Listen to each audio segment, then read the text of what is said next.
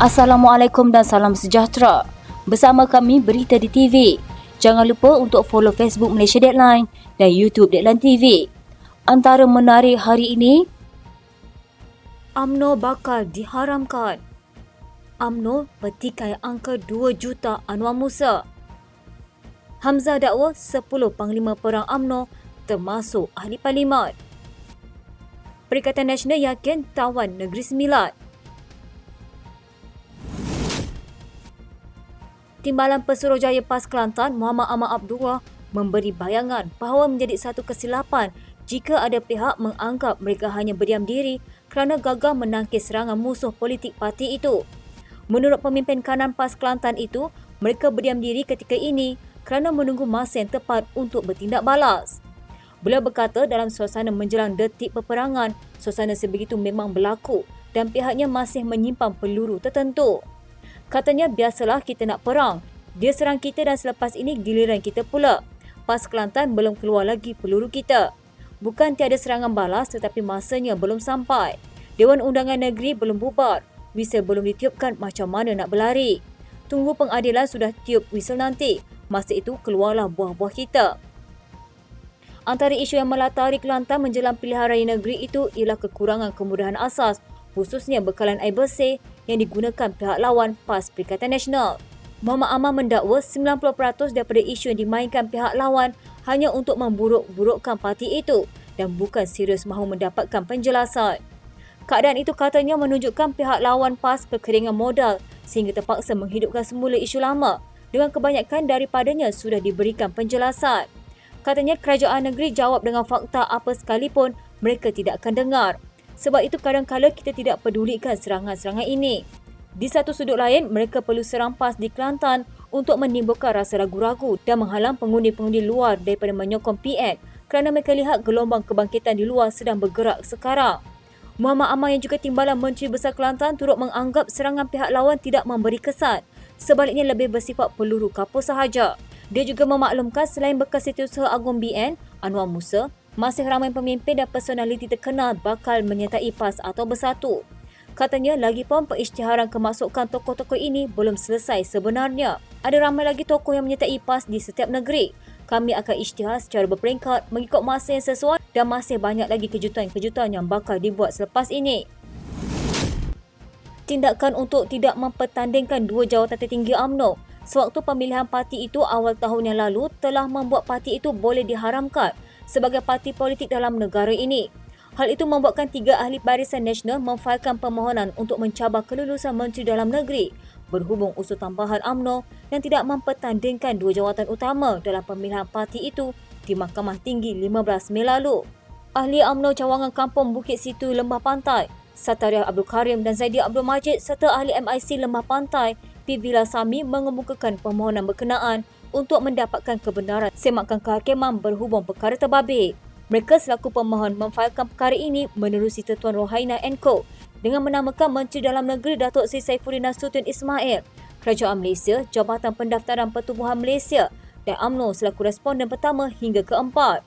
Menerusi dokumen itu, 3 ahli politik itu memohon untuk mendapatkan perintah Setiorari untuk membatalkan kelulusan menteri itu pada 7 Mac lalu yang mengecualikan UMNO daripada mematuhi Seksyen 13-1-C-4 Akta Pertubuhan 1966 menurut peruntukan Seksyen 70 Akta sama. Pemohon turut berharap deklarasi bahawa surat yang bertarikh 3 Mac lalu bahawa usul tambahan UMNO yang diputuskan di Perhimpunan Agung UMNO 2022 adalah tidak teratur, tidak sah dan bertentangan perlembagaan parti.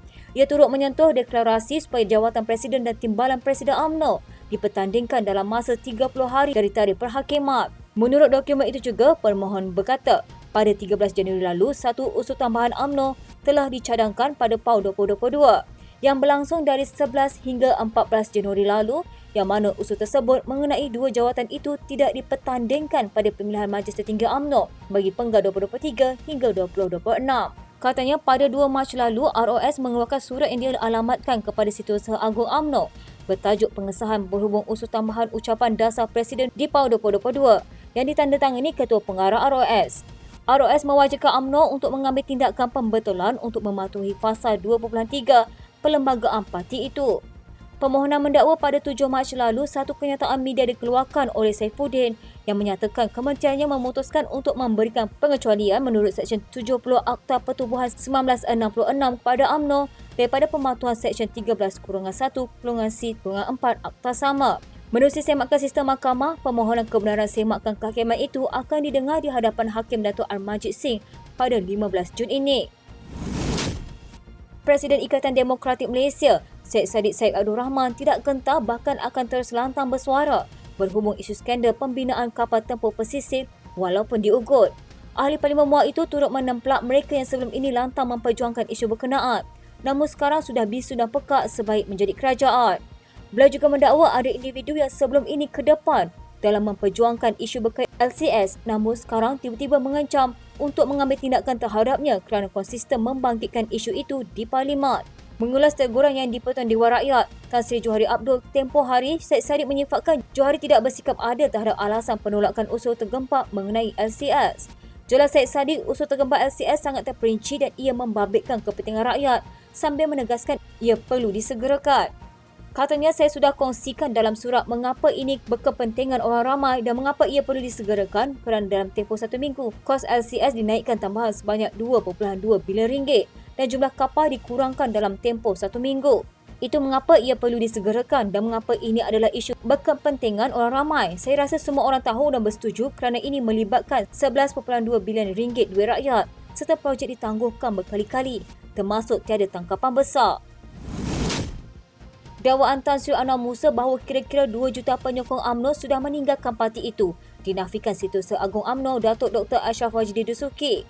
Katanya, saya tidak tahu dari mana angka dia dapat. Yang pasti anak dia tetap kekal sebagai Ketua Pemuda UMNO bahagian Keterek. Beliau berkata demikian mengulas dakwaan Anwar, lebih 2 juta penyokong UMNO sudah meninggalkan parti itu sebelum pilihan raya umum ke-15 lalu. Anwar yang juga Presiden Muafakat Nasional yang baru saja menyertai PAS mendakwa UMNO kini bukan lagi parti yang menjadi pilihan rakyat.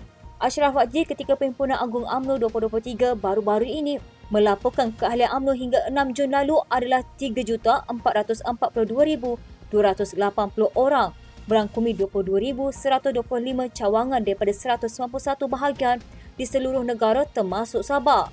Jelas beliau, untuk tahun ini sahaja, penambahan keahlian baru dari 1 Januari hingga 6 Jun 2023 adalah seramai 13,442 orang. Katanya, saya suka menarik perhatian semua adalah daripada jumlah keahlian baru yang mendaftar pada tahun ini. Sebanyak 8,876 orang atau 66% adalah mereka yang berusia 18 hingga 30 tahun. Setiausaha Agung Perikatan Nasional Datuk Seri Hamzah Zainuddin berkata, Perikatan Nasional akan membuat pengumuman mengenai 10 panglima perang termasuk nama besar yang disisihkan UMNO menyertai komponen gabungan itu dalam masa terdekat. Beliau berkata ketika ini barisan kepimpinan gabungan parti sedang memuktamadkan perkara itu sebelum ia diumumkan dalam satu program bersesuaian. Media sebelum ini melaporkan selain bekas pengerusi UMNO Selangor Tan Sri Noh Omar, bekas Menteri Kesihatan yang juga bekas Ketua Pemuda UMNO Khairi Jamaluddin disebut-sebut antara yang bakal menyertai PN. Presiden UMNO Datuk Seri Ahmad Zaid Hamidi pada Perhimpunan Agung UMNO mengucapkan selamat maju jaya kepada 10 walot daripada parti itu yang didakwa akan menyertai blok pembangkang menjelang pilihan raya negeri di 6 negeri tidak lama lagi. Ahmad Zaid berkata tindakan itu sememangnya telah dijangka UMNO sejak awal lagi. Dalam pada itu, ketika ditanya mengenai Khairi yang dikatakan bakal menyertai PN, beliau menyerahkan perkara itu kepada pengerusi PN merangkap Presiden Bersatu Tan Sri Muhyiddin Yassin. Presiden Parti Pribumi Bersatu Tan Sri Muhyiddin Yassin menyatakan keyakinannya bahawa gabungan itu mendapat sokongan dari rakyat Negeri Sembilan yang kini berada di bawah kepimpinan Pakatan Harapan. Pengerusi Perikatan Nasional itu berkata ia dapat dilihat melalui kehadiran puluhan ribu rakyat di negeri itu pada ceramah perdana gelombang kebangkitan rakyat di Negeri Sembilan. Dia juga mendakwa bahawa sokongan itu berlaku kerana kerajaan campuran yang terdiri daripada PH UMNO gagal membawa negara keluar daripada kemelut ekonomi yang menjejaskan kehidupan rakyat, khususnya golongan berpendapatan rendah. Oleh itu, Presiden Bersatu itu turut menggesa supaya rasa tidak puas hati itu dapat diterjemahkan kepada undi sebagai satu isyarat bahawa rakyat sedang marah dengan apa yang berlaku. Sebelum ini, Muhyiddin menjangkakan PN mampu meraih sehingga 80% undi terutama daripada pengundi Melayu pada PRN akan datang. Ia berdasarkan kajian dibuat oleh gabungan itu yang menunjukkan Bersatu, Gerakan dan PAS mendahului dari segi populariti dan kepimpinan. Sekian berita pagi di TV pada hari ini. Jangan lupa untuk follow Facebook Malaysia Deadline dan YouTube Deadline TV.